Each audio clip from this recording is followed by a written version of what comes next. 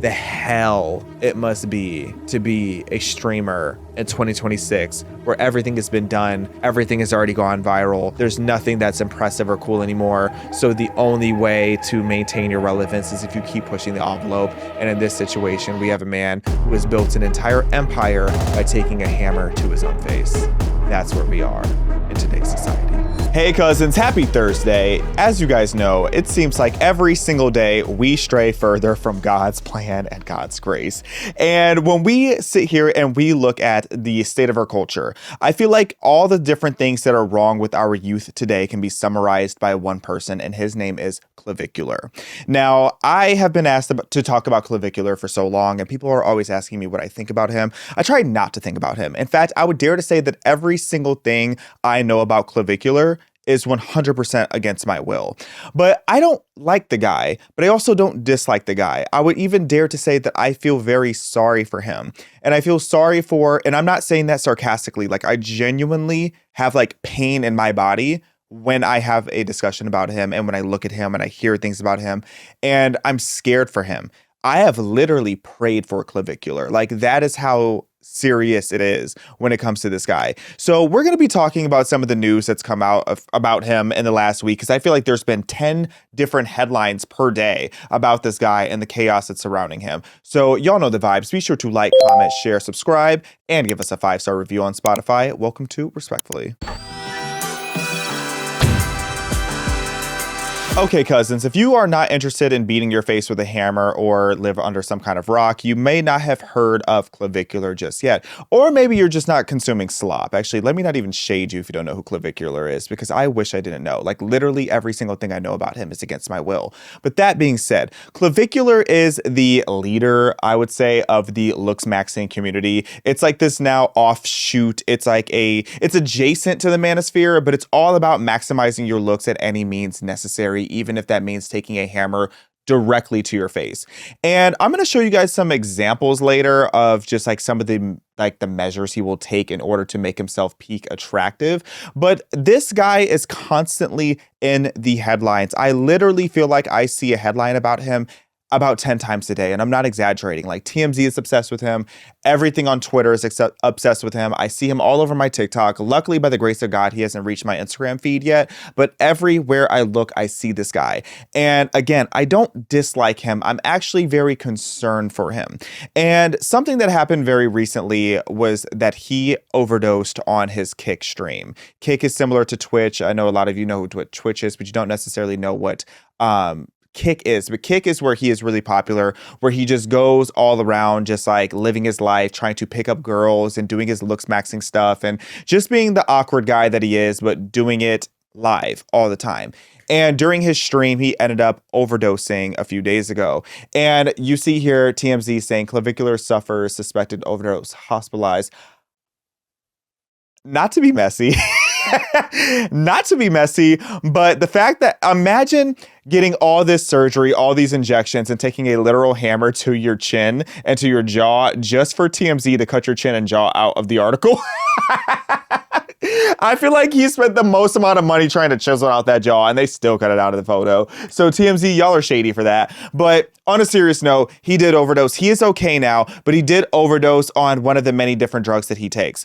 And I was so upset and so concerned for this guy, just because it's tragic to see. This guy's only like 21, I want to say, if even. Like, he's very, very young. Country Will, if you can double check on that, his age, but he is super young.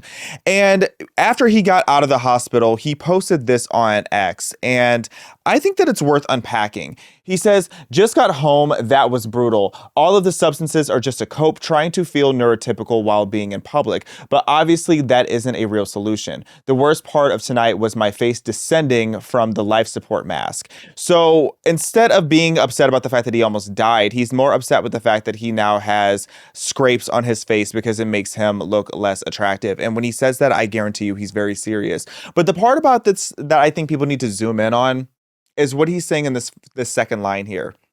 And shout out to Aaron Prager for pointing this out.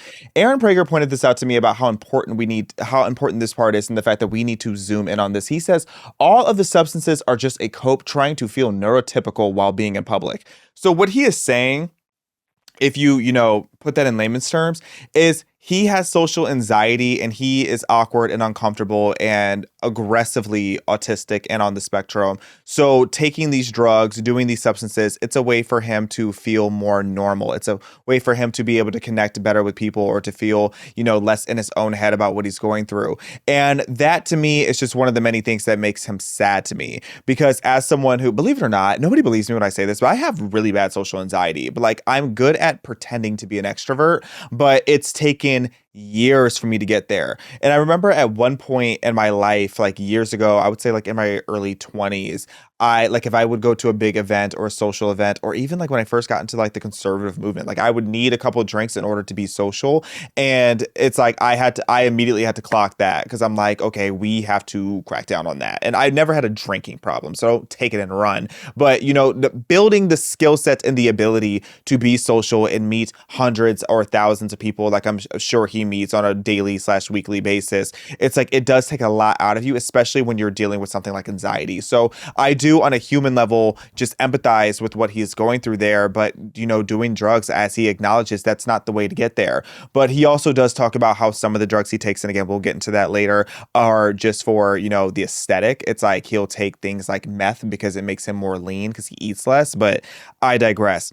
But first, getting into some of the other things that have concerned me about this guy recently, there's actually a video too, and just the play here of him having a seizure. These are the kind of things, this is how far he will take the clout chasing element of what he does, even before we get into the looksmaxxing. Can we play this video here? Let me know. So he had someone choke him out. You're good. This is like uncomfortable to watch. Turn him over. You're good. Yeah, you can stop it there, because this is hard to watch. So yeah, like when I saw that this was going viral like a week ago of him having someone choke him out just for the clicks, it's like I posted and people got mad at me for this, but I said, if this man dies, everybody in his audience is responsible. And people got mad at me for that. And it's like, here's the thing, if you are consuming this and encouraging this and paying for him to do this, and it's one thing, like, yes, I'm giving commentary on it, but I'm giving commentary in the sense that like we need to raise awareness that this needs to stop. Okay, if you are somebody who finds this entertaining, that's what I mean by audience. If you are someone that financially incentivizes him to do this, you are responsible and will ultimately have blood on your hands, God forbid, if something happens to him and he dies young. Because at this rate, it gets to a point. Okay, between the overdosing, getting knocked out, the seizures, all of this, it's terrifying. And that's before we even get into the looksmaxxing element of it. So let's play a couple examples of what this is, because again, looksmaxxing it just means everything is about your looks and doing everything that you possibly can to make yourself a peak Chad. I'm gonna bone smash your lateral zygomatic arch, right? So that gives you the wider bizygomatic width. And my mom used to take these away when I was growing up because I was always bone smashing.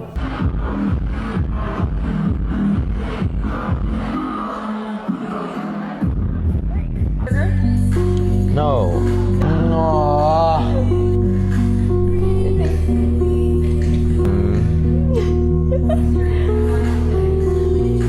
DeAndre Lopez. God. Oh. If he wasn't mentally unwell, I would think he's satanic. Honestly, if someone looked me directly in the eye and said that they're going to take this hammer to their face because they want to maximize their appearance, I would be like, oh, you're a man of the devil. You are a man sent here by Satan, because that's crazy. That's so crazy. Do we have another video example? So she got a 3.5. Why and how can she improve? Well, her mid face is way too long. Obviously, she's got the jowls coming in, horrible nasolabial folds. Horrible total facial width to height ratio. Just really bad age indicators, but obviously at 30, that's not something really that's going to surprise me. Her upper maxilla is super recessed, horrible infraorbitals. That's why your under eyes are coming in like hell. Really recessed chin.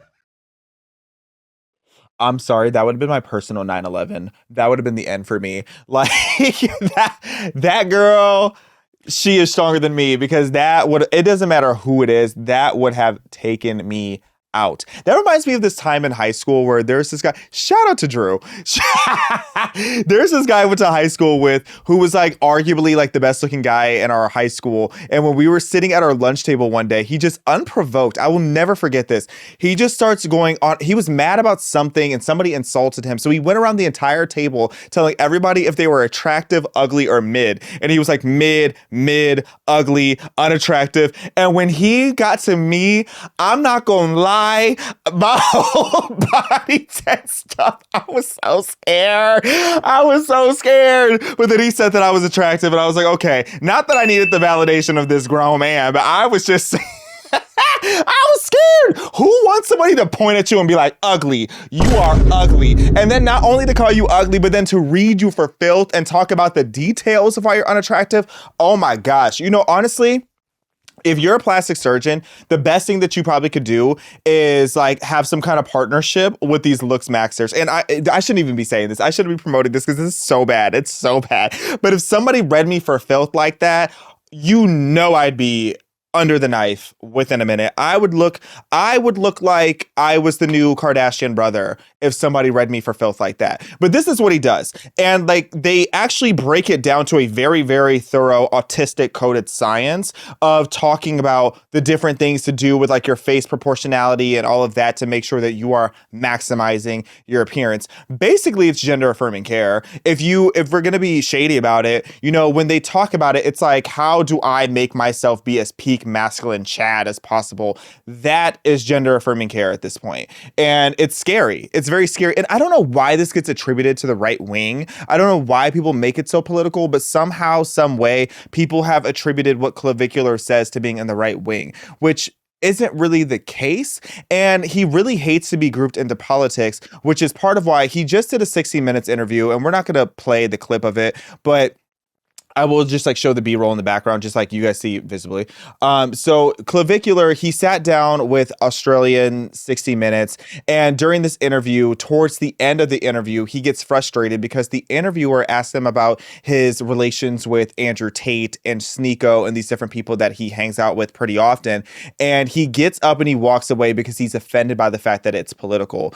And what's crazy about it, you know, because I'm not even going to unpack the 60 Minutes element of it, which is crazy that 60 Minutes goes from interviewing presidential candidates and now they're sitting with Clavicular. But I have to talk about the reaction to the clip. People weren't really talking about him walking away or the clip itself. They were talking about this. They were talking about the interviewer.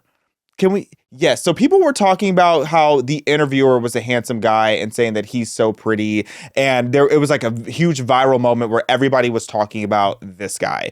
And then I saw this post here, this tweet, where someone says, you can tell that Clavicular is trying so hard to be hot while this interviewer is hot effortlessly, which makes the reporter even hotter. So everybody was talking about how the interviewer they feel is better looking than Clavicular. But when you squint and you think about it, Clavicular kind of won. He won in the sense that everybody comparing their looks rather than what they're talking about, it kind of proves his point. His whole point is that nothing else matters if your appearance isn't top tier. And that it doesn't matter how smart you are. It doesn't matter how strong you are. Well, I guess strength is strength really isn't even a part of it. Everything, it doesn't matter how rich you are. It's just all about how good looking you are. And Clavicular is truly a product of the internet. He's so young because I'm a zillennial. I'm 29, meaning I'm the oldest month of Gen Z. I was born in January of 97. So I'm just old enough to remember life before everything was about social media and the internet. So Clavicular, he is somebody that grew up totally just immersed in internet culture. And because of that, and you think of internet culture and how, you know, toxic and vain it is, how can you be shocked that this is more increasingly becoming what people care about? Even when it comes to politics, something that he went viral for recently was he was saying that he would vote for Gavin Newsom over JD Vance if it comes down to the two of them in the 2028 election. And his sole reason for it is because Gavin Newsom is more attractive than JD Vance. And he says that in the term is MOG, when you mog somebody, it means, or in the black community, I know they'll often say outmug somebody, but in the looksmaxxing, it's you mogged somebody when you are significantly better looking while standing next to him. And he says he does not care about anything that it is that Gavin Newsom stands for. He chooses Gavin over JD because he says that JD Vance looks subhuman and that Gavin Newsom is a Chad. So that's how superficial and vain this whole situation has gotten. And it's even to the point where power dynamics for him and the vanity for him, it doesn't even have much to do with like the typical things that masculinity is measured by. Like when it comes to success, like he doesn't really care about that. It's just about looks. And even when it comes to things like fertility, he's talked a lot about how the different hormones and boosters and drugs that he's on, it's made him likely infertile, and says that he can easily reverse it later. But for now, he doesn't even care about the fact that he's infertile because he looks good. And that's really concerning, where health is just completely thrown out the window. Then you have situations where like he's linking up with Sneeko. And I guess it's like, I don't quite understand this part of the looksmaxxing community, because sometimes it seems like their ability to hang out and, you know, pull attractive women matters. And then other times it's like it doesn't. But it's like I watched this video, and like this video, again, it's like I'm experiencing Pearl Harbor in real time, because you have all these girls, and anybody that actually knows like high-end luxury party culture knows that this is like a loser situation. You got the cheapest little sprinter you could get. You have all the girls in the back who are just maximizing this moment for a free entry to the club and just for like probably links to their OF to get exploited. And then what you see Sneeko and I called him the looks. I guess he is the looksmaxxer. Where you see Sneeko and Clavicular doing they're doing the looking for the hose, the Sexy Red song, looking for the hose. It's like, you're cringe. You're cringe. Sneeko, you are a cringe light-skinned bisexual Muslim, just like Barack Obama. And Clavicular, it's like, you can tell that these two relate on nothing. They relate on literally nothing, and they are forcing themselves to be able to hang out. You can tell that Sneeko is like the highest in the hierarchy amongst the three of them when they hang out, because he's the most cool and the most like mainstream. And it's like they're all trying to like act cool and chill enough to hang out with each other. And it's just really cringe, and it makes me want to just projectile vomit, and like I just can't deal with it anymore. So when it comes to this whole situation of like the mogging and the things that they do, it's so performative, especially when you see them and the Tate brothers and all of them all linked up. It's so performative. It's like you're mogging, but you're really just trying to attract men. Like, I feel like majority of women, if you talk to them about the looksmaxxing situation, you talk to them about Clavicular, I don't think I know a single girl that actually is interested in being with somebody like Clavicular. And it seems more like it's men who are looking up to them, and men who are more attracted to this whole culture. So it's like, I don't really know what, like, you get what I'm saying? Like, it's weird. It's like, what is your true goal outside of just being vain? Are you being vain because you want to attract men? And there's also this phenomena with a lot of these like men who are subconsciously obsessed with attracting other men, to where a lot of them only want to pull really hot girls, so that when the hot women are around them, other men are admiring the hot girl that's with them. And it's like some of these looksmaxxing type of men are more entertained by the respect and the attention that their situation gets from men than they are to the woman that they're with. If you know what I'm saying.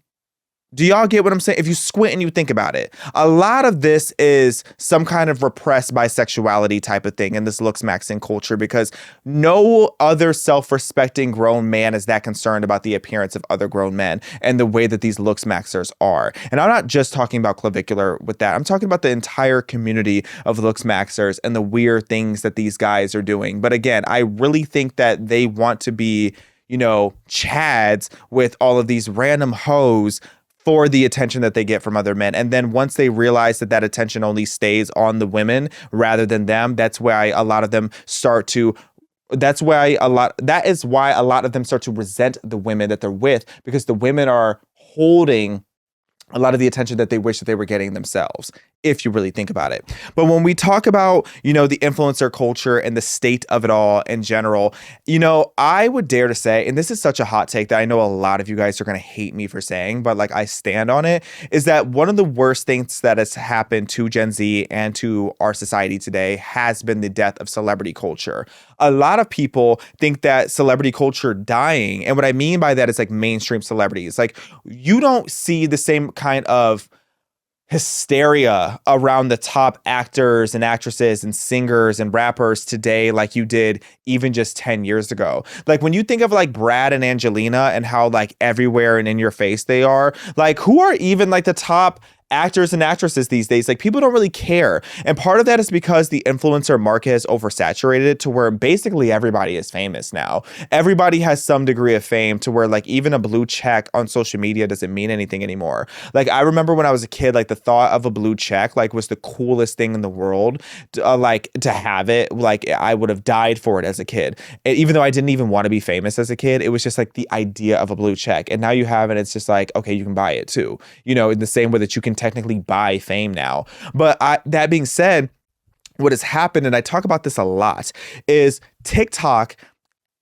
One of the underrated ways that they have demoralized society is it's taken people that are just everyday average and made them into global superstars. To where back in the day, influencers became famous because they were unattainable and unrealistic. They were larger than life. They were your Kim Kardashians, your Paris Hiltons. If you go all the way back, the old school people, like no shade, the OGs, you remember Zsa Zsa Gabor. Zsa Zsa Gabor was the Kim Kardashian of her time and had the sisters to match. She was married 9 times, crazy messy, just like drop dead gorgeous actress, but really just a socialite. Like, even as a socialite, and even as a socialite, there was still something to her that was alluring. It was captivating. Like, you were still, you know, on the edge of your seat. But nowadays, you have influencers that go super viral just because like they're ugly but confident about it, or because they're average looking but they do a funny dance, or they're average looking and they make a coffee routine that people like. So it's like, it's not about talent. It's not because you can dance really well. It's more just like, is the dance catchy? So it's not if the dance is really well. It's not if you're a good singer. It's not if you're,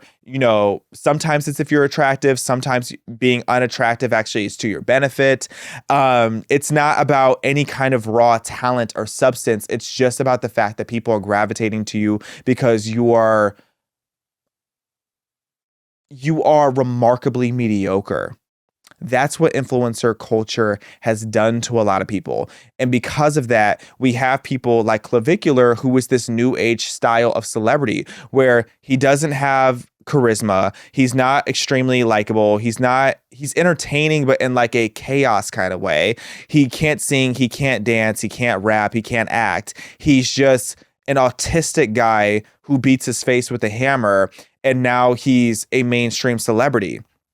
And people are also going to hate this, but part of the downfall of this comes from the hatred for Beyonce. Now, y'all know I have a bipolar relationship with Beyonce. I will defend Beyonce until my last breath when it comes to certain things, and I will drag her for filth when it comes to other things. And when it comes to Beyonce, something that's extremely common is if you ask a room full of people, what's your most unpopular opinion? What's your hot take?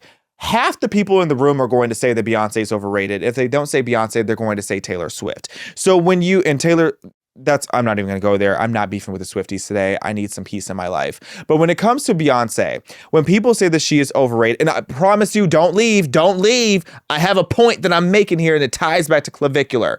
When people say that Beyonce is overrated, I say, in what metric? She's an extremely talented singer, dancer, performer. She's a decent actress, decent writer. Like, she is literally the gold standard when it comes to talent in most metrics. And she's arguably the hardest working woman in the history of the music industry, if you really get into how hard Beyonce works on things. So that being said, when you're constantly saying somebody like Beyonce is overrated, who is the gold standard and basically everything she does, what's better than that? When you're constantly demonizing people for being excellent, that's why we now today see the death of pop culture. That's why music doesn't feel as magic and special as it used to. Like, movies don't feel as larger than life and as like cult-like phenomena as they used to be for the most part. It's so rare today to see an artist that immediately just like grabs your attention and you're just like completely in awe by them. But if you look at the old school performances of Beyonce, every single one of them was legendary. Like so many of her moments were iconic and just like set a gold standard. But now we have influencers and celebrities like Clavicular who absolutely give us nothing and they're praised for it. You can be in TMZ 10 times in the day and have absolutely zero talent. And it's because we have demonized people with actual talent for so long, or people who dare to try something different or dare to be artsy or work hard and things of this nature. It's like you're punished for that. And it's only going to get worse because now you're seeing in Western society, everybody is that much more wanting to be a vlogger or a YouTuber, even if that means you just have to be remarkably mediocre. I saw this graphic. Aaron Prager, shout out to him again, actually pointed this out to me about just, it was a poll of what different kids wanted to be when they grow up. And I thought this was really interesting. So they polled kids from China, from the UK, and from the United States. And the options were astronaut, teacher, musician, professional athlete, or vlogger / YouTuber. In China, 56% of them would like to be an astronaut, which means they want to get an education. They want to do something extraordinary. They want to go to space. It means they're locked in. They're locked in on these larger than life ambitions, but for them, it's very attainable. For kids here, it should be very attainable, especially in the era of Elon Musk. So in the era of Elon Musk and SpaceX, we over in America have that as our lowest option for what kids today want to be. And this to me is terrifying. So in China, where the highest, most popular option that kids want to be is an astronaut, in America, only 11% of these kids want to be an astronaut. When I was a little kid, so many kids wanted to be astronauts. And it's like, it's basically like you flip the entire scale of what our kids want to be versus China. And this is why China is whooping us and outpacing us when it comes to education and basically every single metric. So you see their order is astronaut, teacher, musician, professional athlete. The last thing that most of them want to be is a vlogger or a YouTuber. And as a vlogger and YouTuber, it's hell. I want to recommend this for my worst enemy. And then as a United States kid, and same thing basically for the UK. Actually, it's the exact same order. So for kids in the UK and for kids in the United States, majority of them want to be a vlogger or YouTuber, then teacher, then professional athlete, then musician, then astronaut. So, and this is no shade to the teachers. It's almost like, because being a YouTuber and a vlogger, it really is a lot of work, but it's like try being an influencer for a day stereotype. I'm not going to fight that today, but I will say it's a lot of work, but it doesn't look like it. So when a lot of people become influencers or they want to be an influencer or a YouTuber, it's because they assume that it doesn't come with a lot of work. So if you are basing this on the amount of work it takes to become each of these things, it's kind of like the opposite of like work. You get what I'm saying? It's like, it's kind of the opposite of difficulty. So like the easiest thing on paper to become in this chart would be a YouTuber, so people think, then a teacher, then a professional athlete, then a musician, then an astronaut. Or at least when it comes to, you know, how hard it is to become a master of these different things. And you could argue between musician and professional athlete, but that's discourse for another day. But you get what I'm saying. It's like all these different kids want to go and they want to be famous. They want to get on camera and just like do crazy things and be provocative and do all of that in order to make a living. Meanwhile, over in China, they're wanting to be literal astronauts. Like all of this ties in to the situation. The real problem of clavicular and clavicular culture and streamers is like what are kids today aspiring to be and to do? You have kids now that are going to grow up watching somebody like Clavicular and their aspirations are beating their face with a hammer. That's terrifying. That's really terrifying, especially when you look more at like the details of his life and how sad his life has become. Because first of all, this guy's aggressively autistic. Like I remember for a while people were debating it. I'm like, I don't know what there is to debate about it, but the guy is a full-blown drug addict. Let's play the clip of him talking about just some of the drugs that he's done recently, because it breaks my heart. My top drugs are meth, ketamine, Adderall, steroids, peptides. I do it all. And the reason he's saying he does it all, a lot of it isn't even just the neurotypical part that we were talking about earlier. A lot of it's because like it suppresses his appetite, and he'll take meth just to get leaner. And everything he does is about getting lean and chiseling his face. That's scary. And like a lot of people wonder like, oh, well, who raised him? Well, this is what his dad has to say. And this is also heartbreaking. My dad said full-blown drug addict, sad. My dad said that. Don't say that right now. Oh, Dad. Don't say that. Dad, I'm making money. What the f*** do you want me to do? No, don't say that. And you can Next tell week he's we'll actually give hurt. The homeless or something. Don't say that. Oh my We have to do gosh. something nice next stream, all right? Oh my gosh, it's so sad. It's so sad. So the father's disappointed in him. Clavicular's dad is disappointed in him. And it's like, how could you not be? It's like, would you rather your kid go and work for an honest living, or would you rather your kid is doing drugs and fighting for his life on camera every single day? And it's like the fame, the money, yes, Clavicular has it all, but at what cost? At the cost of your health, your well-being, the cost of your generation. Like, it's really, really sad and scary what the big picture for this looks like. And I'm really hoping that, young kids aren't, looking at this and really thinking that this is a path to go down. I really hope that younger kids are looking at this in the way that my generation looked at Honey Boo Boo. Like this should, or like 600-Pound Life. Like it's in the same category, in my opinion. Like, yeah, I do think that being attractive and maximizing your appearance, it's great, but it's like not to this point, not to this extent. This is damning to society. This is one of the scariest creators I've ever seen as far as what it means in the big picture. And when it comes to him, it's like, I don't have insults really for him. I just feel sorry for him. And I think that people should pray for him. I really think that we all should be praying for Clavicular and I almost said the newsmaxxing community. That's crazy. The looksmaxxing community, because this is just so unhealthy for him and society. And I don't want to be a bystander that's responsible for this. And I also don't want to kick the guy while he's down, because he is down so bad.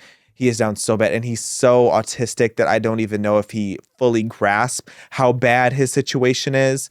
And in an era where like being autistic is like a personality trait these days, I don't know, some people say it's the jab, some people say it's other things. It's like autism is becoming a very, very, very prevalent epidemic today. And if more autistic kids are watching this and thinking that this is the route that they should go on to, it's like, good God, we are so doomed. We are so doomed as a society, especially as streaming culture is becoming bigger. And I would dare to say that streaming culture is more toxic than even Reddit. I would say, and that's saying a lot. When Reddit exists, and I still think that streaming culture is the most toxic form of social media, that's saying a lot, because streaming culture is literally about just having cameras follow you 24/7 or 12 hours a day. And it's like, you're not doing anything productive. You're not showcasing any talent. It's just literally you wreaking havoc and doing everything that you possibly can to maintain people's attention every single day.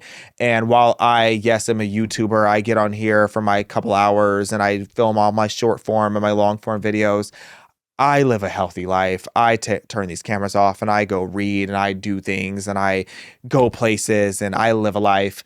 I could never be a full-time streamer where it's like to maintain your attention. It's not me talking to you about something with substance. It's me actually just, spending 12 hours doing drugs and picking up, women and like having, catching STDs. And like, I can't imagine the hell it must be to be a streamer in 2026, where everything has been done, everything has already gone viral. There's nothing that's impressive or cool anymore. So the only way to maintain your relevance is if you keep pushing the envelope. And in this situation, we have a man who has built an entire empire by taking a hammer to his own face.